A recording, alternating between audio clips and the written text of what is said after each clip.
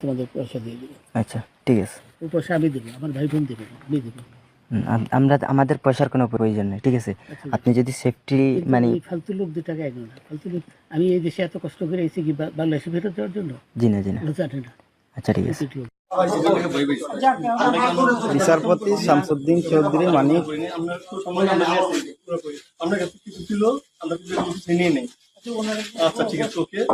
কোনো সমস্যা হলে বলবেন, আমরা কেন পালান হবে না, ঠিক আছে? আমরা যদি পালান কেন? না পালাবো, আমাকে মেরে ফেলতে কেউ মারবো না, কেউ মারবে না।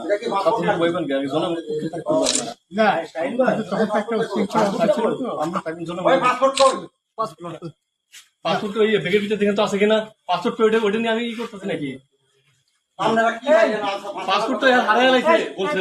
তোমরা কাপড় লাগাও না, তোমাদের পয়সা দিয়ে দেবো। আচ্ছা ঠিক আছে। ওই পয়সা আমি দেবো, আমার ভাই বোন দেবে না, আমি দেবো। আমরা